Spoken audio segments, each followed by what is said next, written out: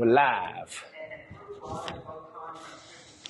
Well, gentlemen, hope you're enjoying yourselves back home. Me and Paul are just getting acclimatised to this warm weather. I should probably take this sweatshirt off, and after we're finished, we'll be off to the beach, will we, Paul? Well, we won't be doing, Frankie, is going to the bar. Can I tell you?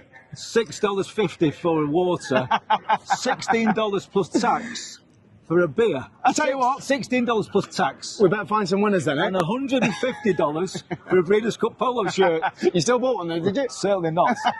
I'm coming back on Sunday. I'm hoping they're going to go cheap. Yeah, they're half price on Sunday. Right, Paul's not happy about the price of water. I'm very happy. The beach is just that way, as they say here, where the surf meets the turf. It is one of the coolest race courses, and we're actually stood with sand underneath our feet in the middle of the course. Behind us you can see the grandstand. There's going to be some racing here on Thursday, and then obviously Friday Breeders' Cup, and then what we're going to talk about, the Breeders' Cup Classic on the Saturday, as well as all the turf races and some insight into the dirt, most importantly the distaff as well. There's so much to get stuck into. It's a really exciting weekend's racing and some really good European challenges, which makes it more fun for us because they're the horses we follow throughout the season. So let's get stuck into it. We'll start with a sprint. Yeah, 5 furlongs on the turf, extra places, 4 places this race for Betfred Punters, and you'll need all 4 places because this is a grab bag of a race. It is. I'll start off asking you, is Arizona Blaze the best of the British Irish or not? I think it could be, yeah. I've got to get this in because it sounds obvious for me to put him up as a favourite chance, but I put him up last year at around 25 to 1 or whatever he was when he managed to almost win. So I've got to stick with him. He's drawn 3. He's got better and better. He's won a Group 1. He's so straightforward. You are right. You do need extra places, and you could run this race and get a different result every time. But he's so straightforward. Like, he must be an absolutely beautiful ride for David Egan. You know what you're getting. He's tough. He goes forward. He tries his heart out. He's getting better and better. So I think he's one that we can be excited about. He's got to be brave, though, for the inside Egan. He does, yeah. It's got to be brave, honestly. He's well accustomed to riding in America, though. He was here for a long time, and yeah, he was bang on. He's excited about him for sure. He said he's here in good nick as well. He said he did his weight early doors, so he's out here fit and fighting and ready to go. So he's excited for him, and so am I. Right, the second and third from last year's renewed run behind Starless once it won the race. Yep. Motorious and AG Bullets are in this race, the filly. Both of those have run well this season. It's retained all ability. Motorious loves Del Mar. I think he's won every race bar one over this 5 furlong turf track, and she was very good, AG Bullet, earlier this season. I will mention one at a big price for you. Bring the band home. If he didn't run at Woodbine last time, he'd be half the price here. It'd be 25 to 1. Okay, who's going to be your shout then? You're going for the value play? I think Arizona. I'm with you, yeah. Brilliant. So that's the sprint. From there, we go through obviously a couple of dirt races, but we go straight from there to the Breeders' Cup turf, don't we? Yes, and Rebels Romance bidding to win the 3rd time this race, or not in consecutive years. He's 7, he retains all his abilities, doesn't he? He does. And he ran really well when he won at Aqueduct last time out. He won a Grade 1 there. But he's not the only one in this race, is it? Because we've got this filly, Minnie Hawk. Which way do you see it? Do you know what? I'm umming and ahhing still as we get close to the race. I think it will be a last-minute call because Minnie Hawk's got to be the best in the race, right? My worry is maybe does she take a little bit too long to get rousted up, and you don't have long to get going here. It's not a big home straight. That's my fear with her, but she's got to be the best in the race. She ran an absolute cracker in the Arc on ground that she doesn't love against a seriously good winner in Darius, who's in for a seriously informed trainer, jockey, owner team. So I kind of feel like she probably should just do it. I think she should. My worry is, will we see her almost get there, but someone who's gone early gets one. Possibly. I will mention about the market for this race, because talking to the Americans since I've been here this week, they love Rebels Romance. Yeah. Obviously he's been here, so they know him. But I don't think it'll be evens and 3 to 1 come post time. I think that'd be more like 6 to 4 and 9 to 4. So I think if you fancy Rebels Romance, maybe take a price early on in the day. If you fancy Minnie Hawk, then just hold your chips and see what you're getting before the offers. Yeah, you're probably right. Rebels Romance, he's bound to get a wealth of support internationally and on the track as well. Now, I'm going favourite. This is going to be a great day for our Betfred Punters. Yeah, can I just go back to the turf? I want to mention Wimbledon Hawkeye, who's got some experience and won at Kentucky Downs. Just get Frankie Dettori. Yeah. As Larry Comas goes with his full commentary here at live at Del Mar. And I think El Cordoba's, obviously Buick has stuck with Rebels Romance. You understand why. He got no pace to chase down when he was behind him last time out. I think he'll go well. Slightly worried about Billy the Kid. because he lacks experience on these American tracks. But I think El Cordoba's for me each way. You talk about jockeys that lack experience. Someone who's got a really exciting ride is Joe Levy.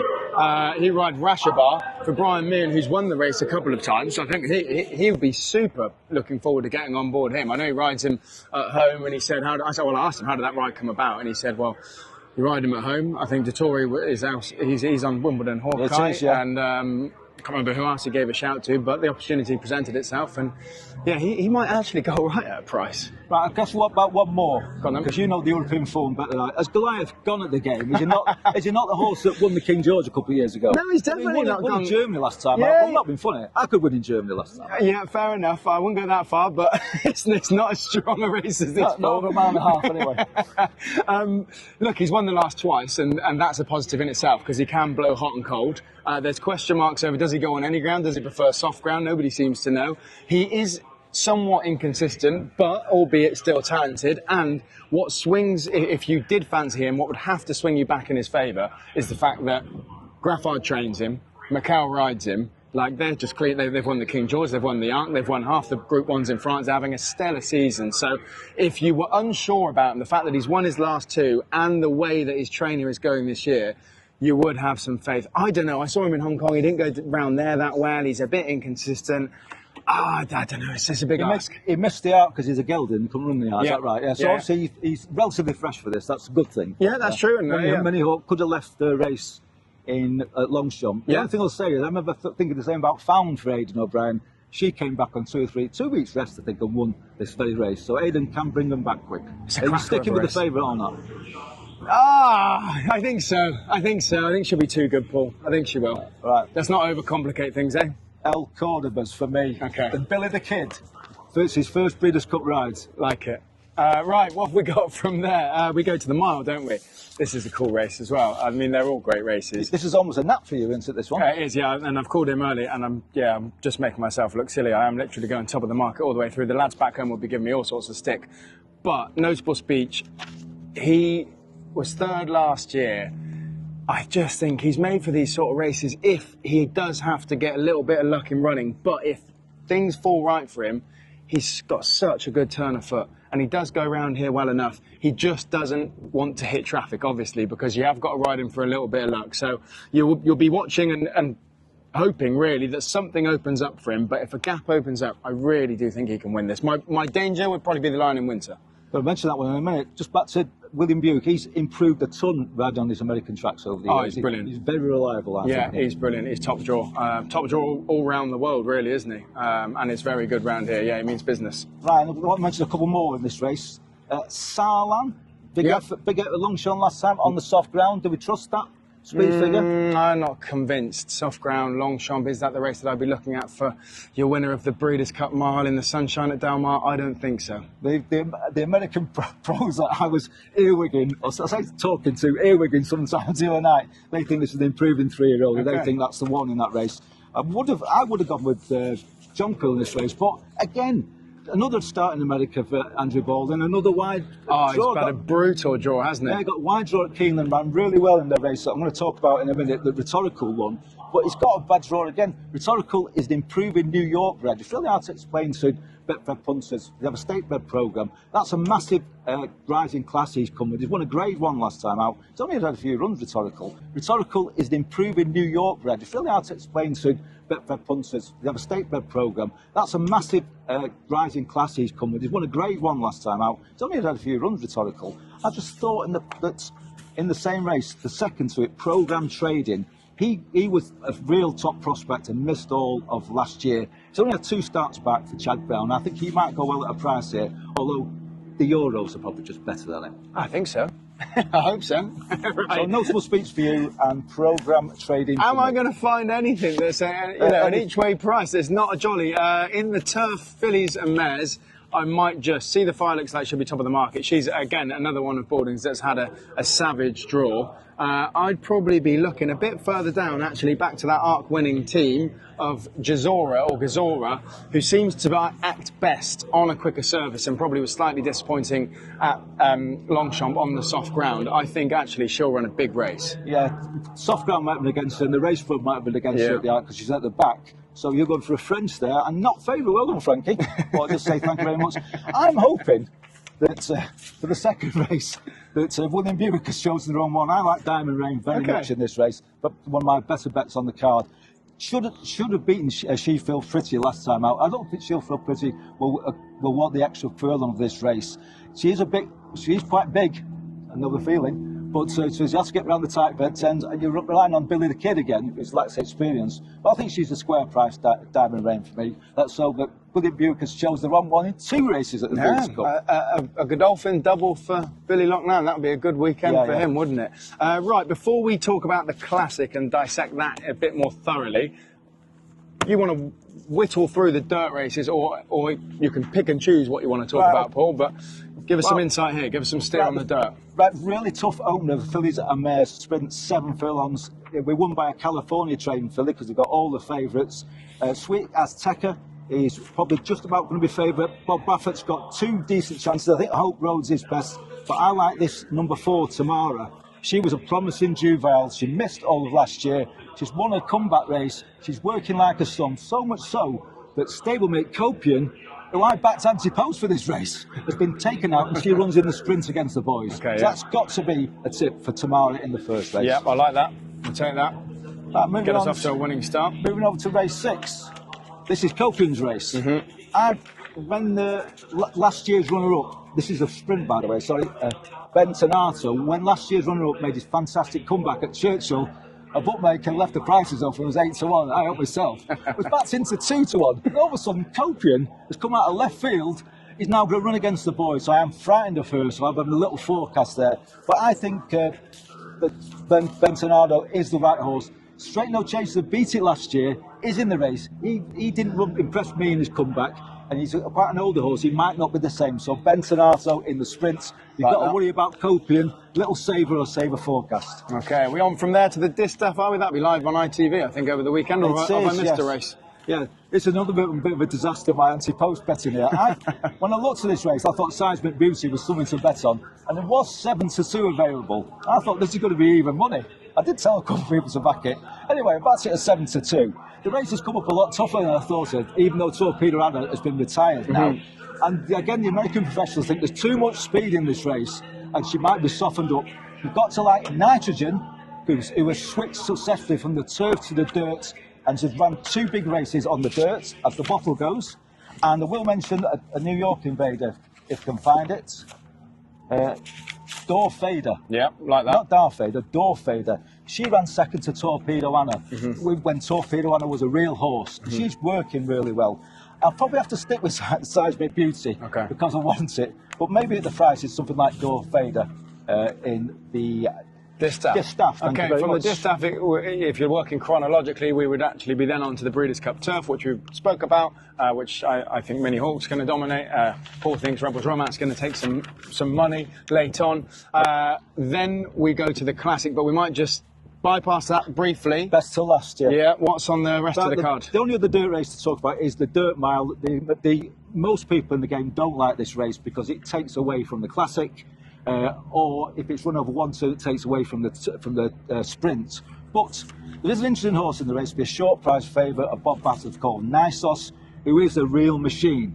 The slight worry with him, he should have run at Del Mar here in August, and he scratched out of that race, and all of a sudden he's not going for the Classic, he's going for the Dirt Mile. So you're thinking, is he not quite 100%? Now the penalty is a softer spot, but there's some handy tools in this league. He'll have to run. Last year's winner, Full Serrano, is in the race. He ran really well in this race last year, and his prep race was fine, but didn't quite get the 9 furlongs. I like him. And I always got another horse, White Barrio, won Breeders' Cup Classic 2 years ago. Yeah.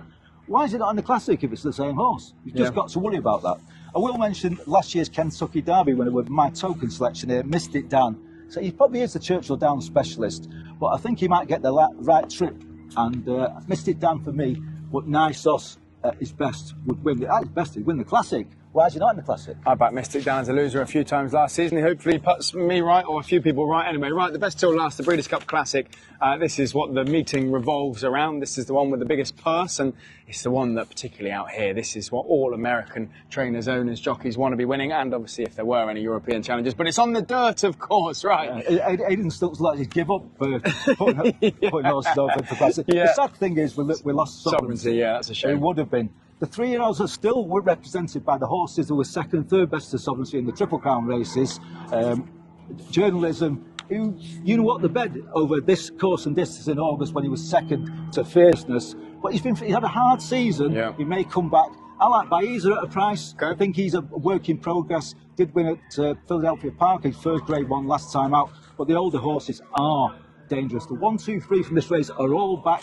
Sierra Leone, Fierceness, who probably ran best in that race. Yeah. And the Japanese horse Forever Young did well. Look at my notes, Frankie. Yeah.